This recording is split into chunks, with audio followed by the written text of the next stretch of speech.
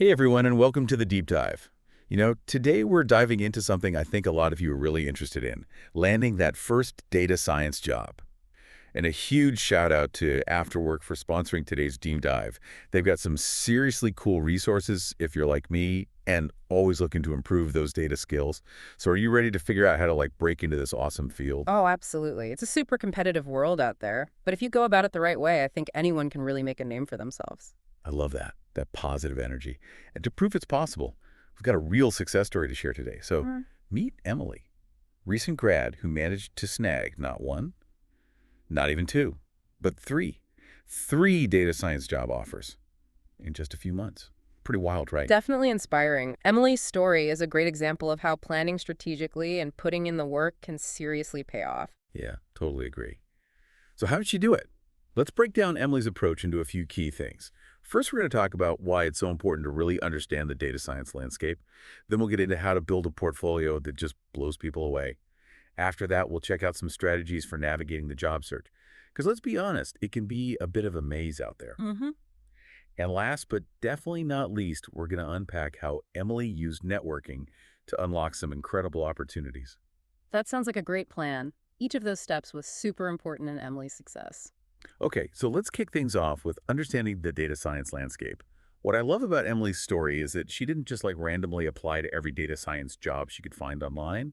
She took a step back and really thought about, you know, what kind of role would be a good fit for her, Mm. which is super smart. That's a step that a lot of people skip over, which is unfortunate because it's so important to remember that data science is a really broad term. It covers tons of different roles. You've got your data analysts, your data scientists, machine learning engineers, and a whole bunch more. And each role needs different skills and they focus on different parts of working with data. Yeah, exactly.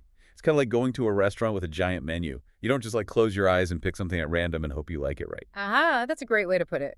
Take your time, you read through the descriptions, you think about what you're in the mood for, and then you choose something that you think you'll really enjoy. Makes perfect sense. So that's what Emily did. She started by researching different data science roles, looking at job descriptions on websites like LinkedIn and Indeed, and even using platforms like levels.fi to get a sense of, salary ranges and company cultures. Yeah, it's also a really good idea to check out the company websites themselves. It can give you a good feel for their values and the kind of projects they're working on. Totally.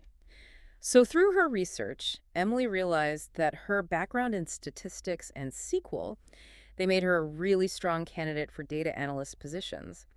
So she decided to focus her energy on those roles. Focusing like that can make a huge difference in your job search. It lets you really tailor your resume and cover letter to the specific skills and experiences they're looking for. Okay, so Emily has a good grasp on the data science landscape, and she's narrowed down her focus. Now comes the fun part. Building a portfolio that's going to make her stand out. Ah, yes, the portfolio. It's your chance to really show off your skills and your passion for data science. It's like an artist's portfolio. Yeah. You wouldn't just tell someone you're a great painter. You'd show them your artwork. Exactly. And Emily got that. She knew that employers wanted to see proof. They wanted to see what she could actually do, not just a list of skills on a resume. So she set up to create a few projects that would demonstrate her skills in action. And the cool thing is, there are so many free resources and platforms out there for data scientists building their portfolios. Oh, yeah, for sure.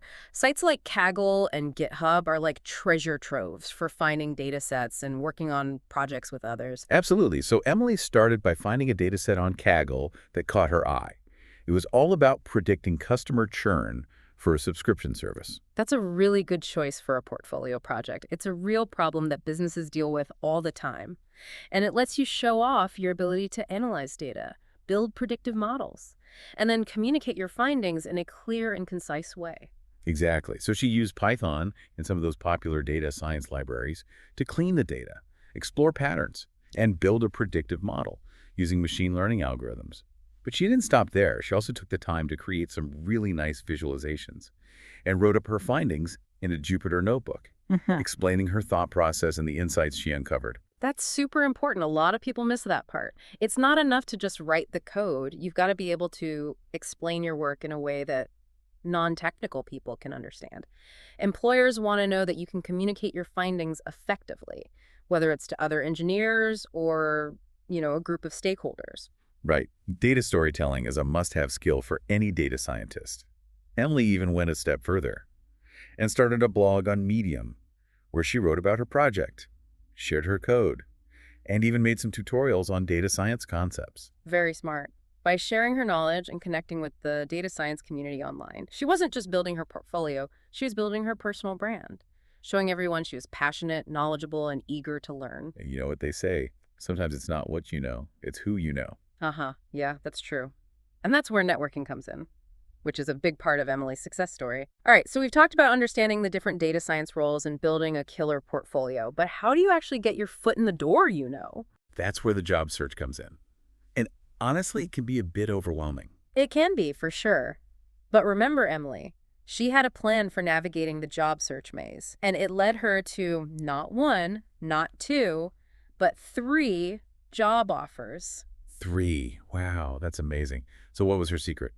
Well, first of all, she didn't just use like a generic resume. She tailored it for each job she applied for, highlighting the skills and experiences that were most relevant to that specific role. So basically speaking the language of the job description. Exactly. If they're asking for Python SQL and data visualization, make sure those skills are front and center on your resume. Right, you want your resume to grab their attention and show them that you're the perfect fit. Exactly. Emily also paid attention to the little things, like making sure her resume was free of typos and grammatical errors, and using a clean and professional format. You'd be surprised how many people don't even think about that stuff. I know, it's crazy. But those little things can make a big difference in making a good first impression. Totally agree. So she's got a polished, tailored resume. What's next? She didn't just rely on job boards. She explored all sorts of avenues for finding data science roles, like company websites, professional networking sites, even reaching out to her university's alumni network. So casting a wider net.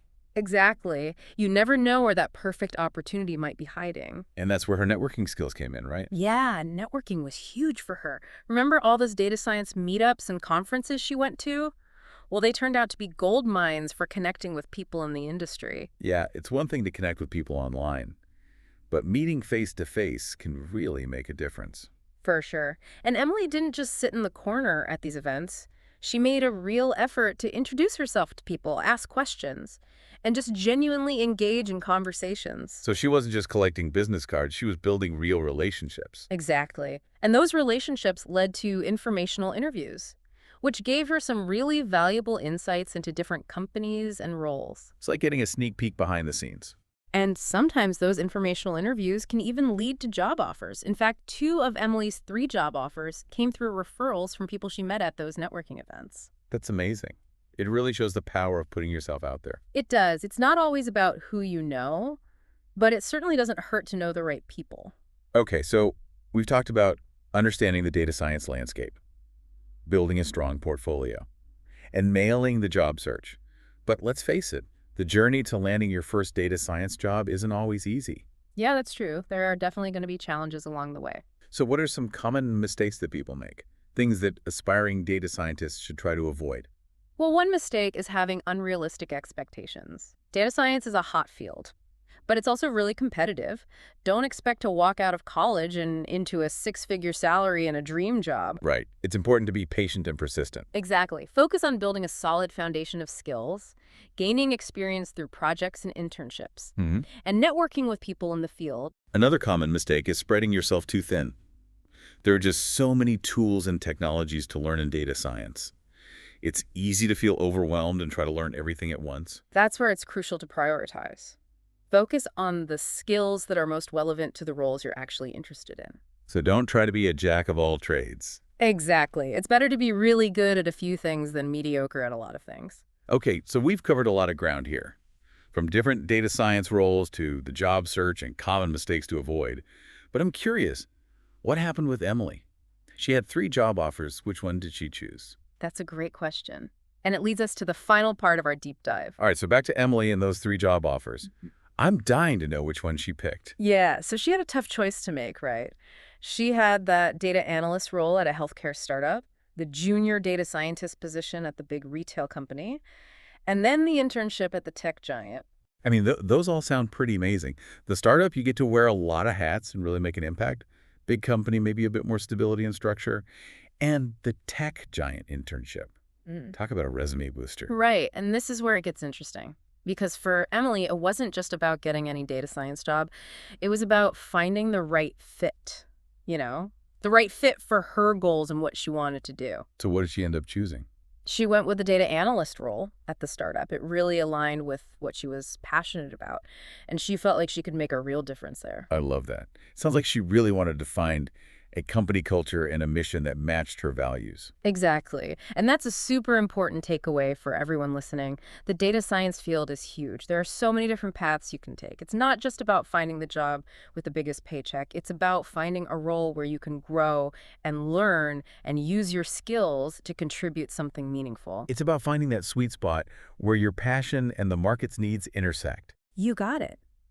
So as we wrap up this deep dive, I want to leave you with a simple way to remember everything we've talked about. Think of it like a recipe for landing that first data science job. Okay, I love a good recipe analogy. All right, so first you need the right ingredients, a solid understanding of what the data science world looks like, a portfolio that shows off what you can do, a tailored resume, and some serious networking skills. Makes sense so far. Then you need to mix those ingredients together with the right technique. That means being strategic about your job search, targeting companies and roles that you're genuinely interested in, and building those real connections with people in the field. Okay, and last but not least. You gotta bake it all in the oven of persistence and patience. Landing your dream job takes time and effort. But if you follow this recipe, you'll be on the right track. I love that. Such a great way to sum it all up.